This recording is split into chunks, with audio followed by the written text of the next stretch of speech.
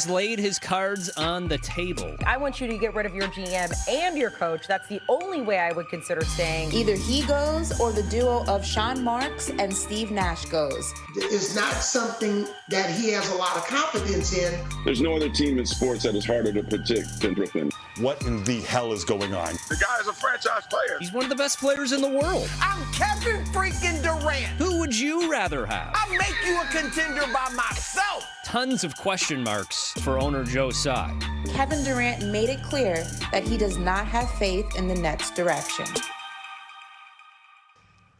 Let's bring in Shams Charania, senior NBA insider for Stadium and The Athletic. All right, Shams, you broke this whole Durant ultimatum thing. Where do we stand right now?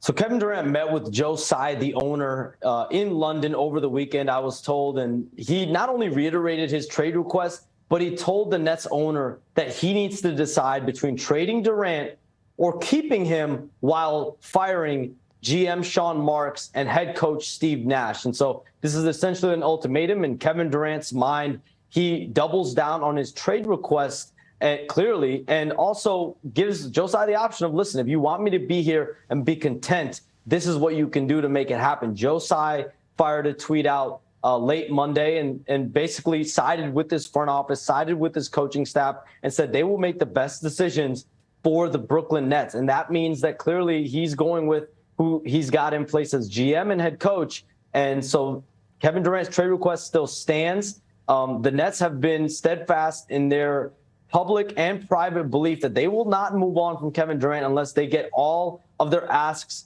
and they get exactly what they want accomplished from a trade. And in their conversations with the Celtics, they have a package on the table for Jaylen Brown, Derek White, and a draft pick, but they want Marcus Smart and multiple picks in any deal that they do with Boston as well. And so that is an impediment there. And we'll see whether it's Toronto, Miami, maybe a Phoenix. Can someone else emerge in the race for Kevin Durant between now and the start of training camp? Okay, let's get into the Toronto thing. Is a deal possible at all without Scottie Barnes going the other way?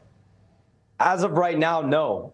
Scottie Barnes has been the player that Brooklyn would consider feasible enough to move on from Kevin Durant. And he's got 4 years left on his deal, Durant does. That gives the Nets a lot of leverage in their conversations around the league. But again, if Kevin Durant clearly is showing that he does not want to be in Brooklyn, he is ready to move on, how much more uncomfortable does this get between now and training camp? There are assets on Toronto's roster that are appealing. When you look at Pascal Siakam, OG Anunoby, they have draft picks. But Scottie Barnes is the player that is going to be a holdup in any potential deal. And right now, Toronto does not and will not move on from Scottie Barnes. I think a lot of people would like to go into their owner's office and say, look, it's me or my boss, me or upper management. It's a bold move. I mean, Durant seemed to be on board when Nash came along. What happened there?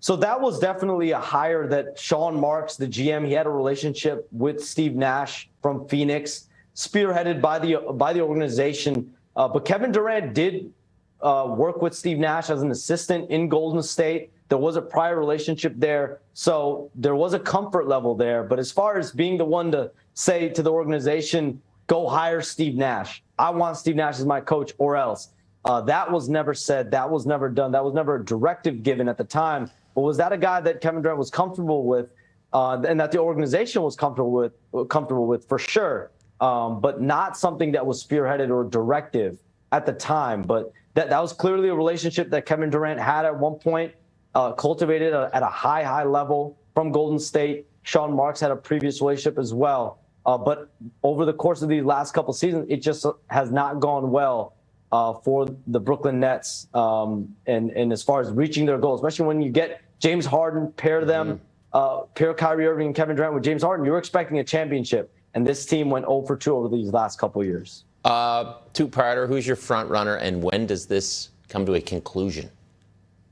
It's tough to say there's a front runner because I don't feel like talks have advanced to that point. I think Boston right now, when you look at players that have been put on the table, Jaylen Brown is really a top player when you look at potential centerpieces of a deal, in the marketplace right now. But that is not a deal that Brooklyn wants to move on right now. So this is still a process that could take several more weeks. This is a process. There's really no time. If Boston between now and next week decide that they want to put Marcus Smart and draft picks on the table, this deal could escalate pretty quickly. But right now, there's no inclination that that's the direction that Boston wants to go sooner than later.